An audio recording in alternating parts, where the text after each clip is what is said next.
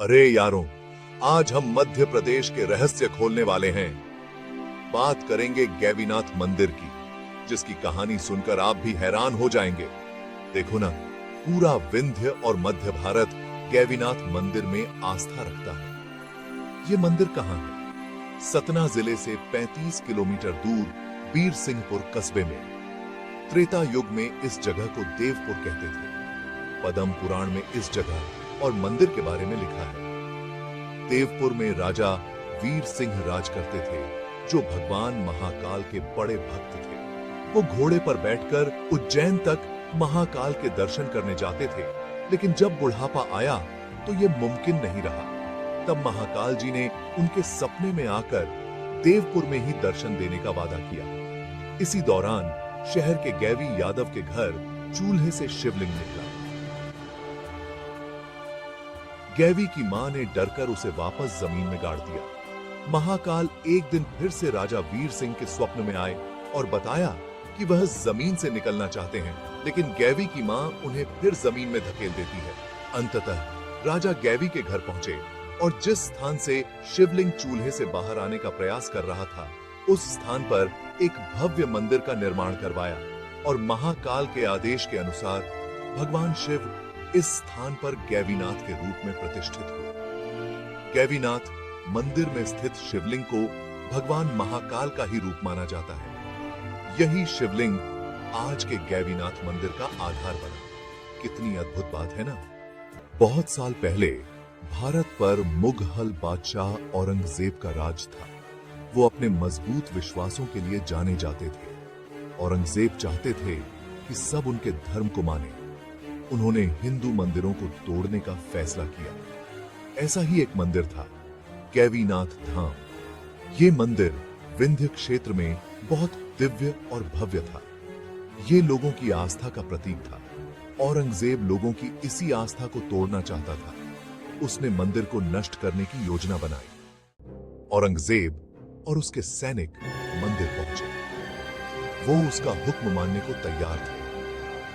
उसका निशाना था मंदिर के अंदर स्थापित पवित्र शिवलिंग। सैनिकों ने अपनी तलवारों और कुल्हाड़ियों से शिवलिंग पर वार किया। 5 बार वार किया, लेकिन हर बार चमत्कार हुआ।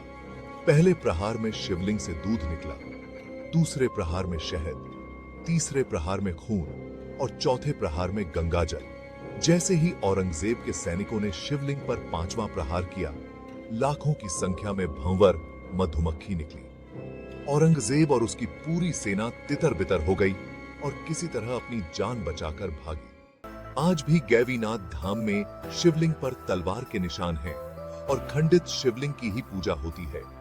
हिंदू धर्म में खंडित मूर्तियों की पूजा प्रतिबंधित है, किंतु गैवीनाथ धाम देश का इकलौता मंदिर है जहां खंडित शिवलिंग भी पूजे जाते हैं और उनकी मान्यता पूरे हिंदू धर्म में है।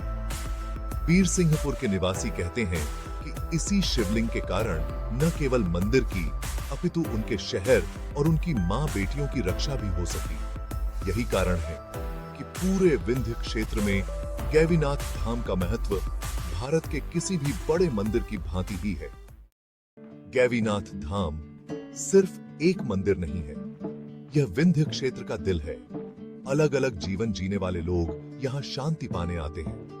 वे प्रार्थना करते हैं और आशीर्वाद मांगते हैं। त्योहारों के समय मंदिर में बहुत चहल पहल रहती है। सावन का महीना, जो भगवान शिव को समर्पित है, विशेष रूप से खास होता है। महाशिवरात्रि के दौरान भी भक्त मंदिर में उमड़ पड़ते हैं। मंदिर में स्थापित शिवलिंग के बारे में कहा जाता है कि जमीन के अंदर कितनी गहराई तक शिवलिंग है, इसके विषय में कोई नहीं जानता।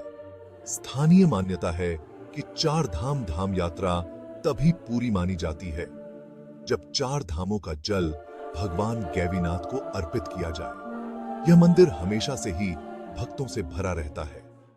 सदियां बीत चुकी हैं, लेकिन गैवीनाथ धाम की कहानी आज भी लोगों को प्रेरित करती है।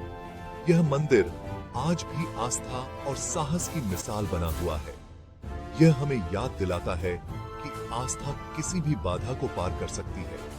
औरंगजेब के हमले की कहानी सिर्फ इतिहास नहीं है, यह विश्वास की अटूट शक्ति की कहानी है। यह हमें बताती है कि मुश्किलों का सामना करते हुए भी आस्था की जीत होती है।